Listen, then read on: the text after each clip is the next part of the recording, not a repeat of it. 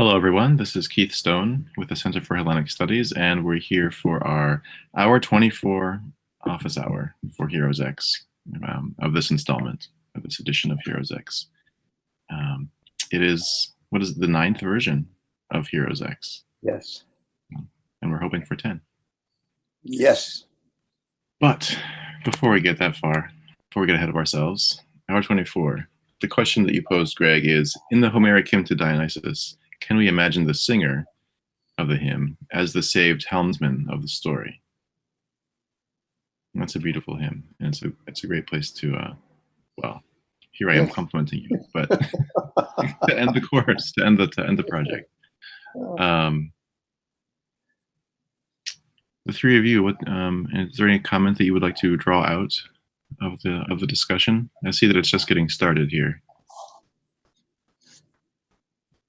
Well, one of the participants has mentioned the word olbios. Yes. And I think that's, we know from hour 11 when we were discussing the word that has a two-layer meaning, depending on whether you're initiated or not. But if the helmsman has been saved from becoming a dolphin, has he been saved from life, or is that, this is really more my question, is he almost on the point of becoming blessed as a cult hero would after he dies? Yes. Or is he still alive? Where does that leave the singer? What a wonderful question. And you see the same kind of question coming up in Odyssey 24, where it would be premature to call Odysseus olbios yet, since Odysseus hasn't died. So it's only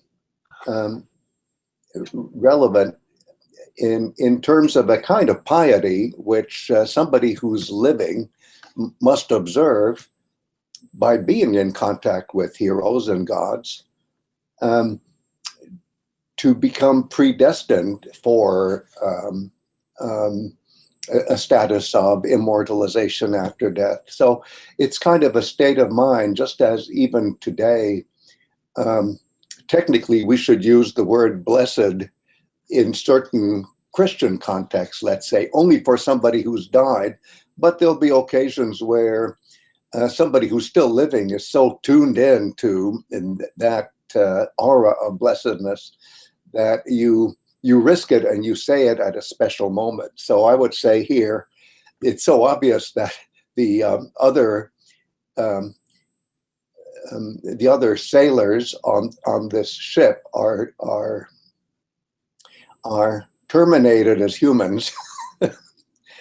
That the fact that this helmsman exceptionally is not soul terminated suggests that he's at least destined. Earlier I said predestined, I regret it. He is destined to become olbios himself. And certainly when people hear the Homeric hymn, they figure, well, he must be dead now because this happened a long time ago. So that's my best shot at trying to justify olbios. But could we also say that we ourselves, coming to the end of this experience in reading about heroes, can connect mentally and maybe emotionally with this helmsman who is somebody who manages to maintain an equilibrium as the person who's at the steering oar and who steers the ship straight. In a sense, having a connectivity with that kind of person predisposes us to be blessed as well, because, hey, we understand heroes better than those who are not so initiated, who are not initiated the way the helmsman is. That's another part of the shot. I'd like to say that this is a hero, if I can speak proleptically, I suppose, in advance of this of the helmsman's fate. Yes. This is a hero that the kind of hero that we've all been looking for throughout the course, someone who does right and gets rewarded for it after death. Yes. Whereas it seems to me not the helmsman, the other sailors are the Yes. ones who would fit into the normal paradigm of heroes that we've been studying throughout the semester, or not the semester in this case, but throughout the project. Yes. These are people who are antagonistic with the god and come to a catastrophic end, and they're the ones who fit into this paradigm of then, after death, being reconciled. We would think. Yes. We don't hear about that. Well, it's not to say that doesn't happen, I imagine. But well, here's a smart aleck variation on the theme, which is that these bad sailors don't really die; they just get transformed into dolphins, and we see dolphins even today in the Mediterranean, or at least we hope. Although definitely the Mediterranean is getting more and more fished out, and in real life we see fewer and fewer dolphins, which is so sad. But I'm saying from the point of view of the ancient Greeks, you can't really think of these sailors as heroes because they didn't really die. they just got transformed from their beastly human selves into pure beasts. mm-hmm. And they're not even that nasty. They're playful. Dolphins are, I mean, and keep gravitating towards ships, maybe because they used to be sailors. But I wouldn't call the crew of the good ship Dionysus called heroes per se, because there are no bodies anchoring their potential existence as heroes. They didn't really die. Right. I like the way you describe them as nothing anchoring them, and again, that's disconnected, isn't it? Like the Hephairoi, like the companions of Odysseus. Yes. And again, one of the participants has talked about this connectedness, not wanting to be disconnected. Yes, yes. One thing that's really beautiful about this this song that I didn't emphasize enough in my discussion,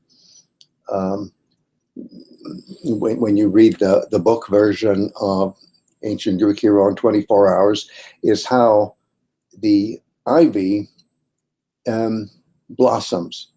And most of us are not familiar with the blossoming of ivy. I'm certainly not, but a friend of mine said that it's spectacular if you see it.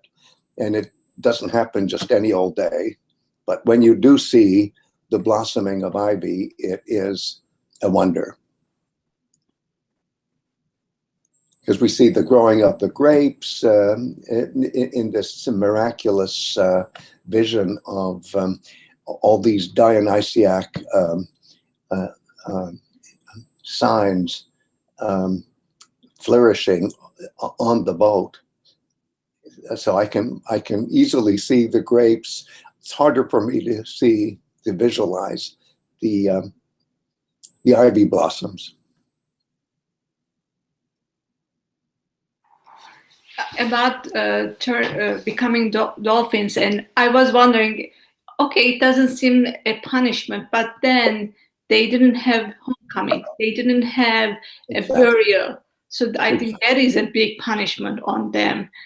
It is, and so that's why I'm saying you could have imagined them to be cult heroes, except this transformation kind of supersedes anything like that.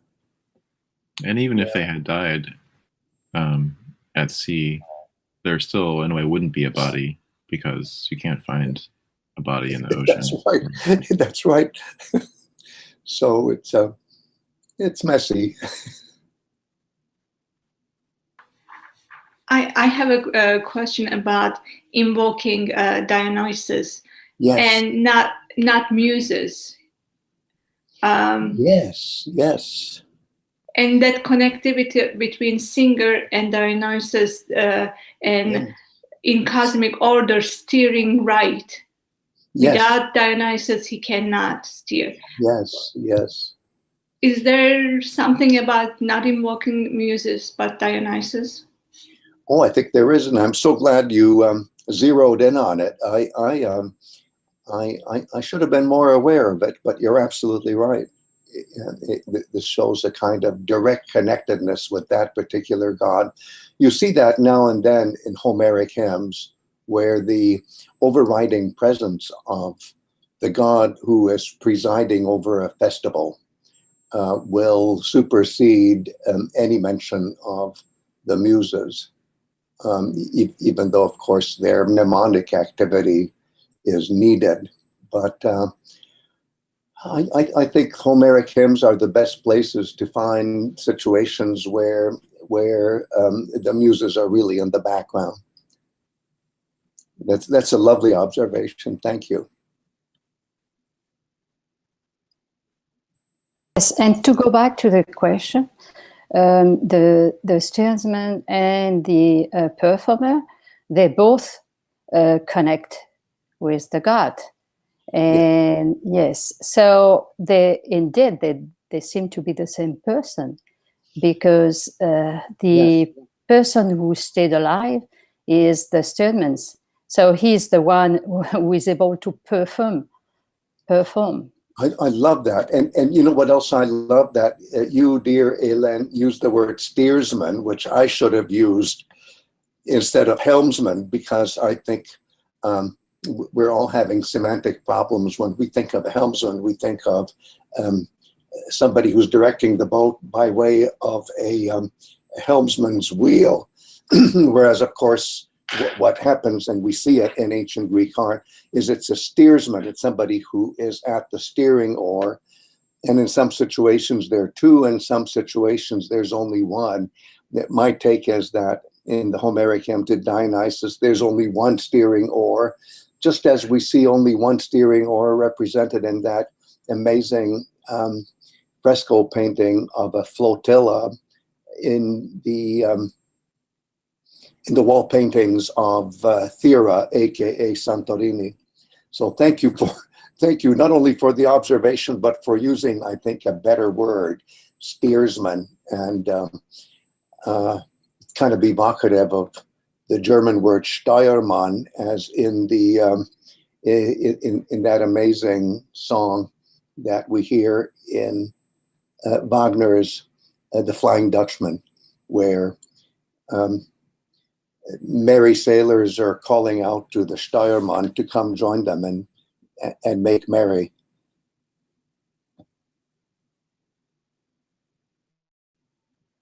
Beautiful, yeah.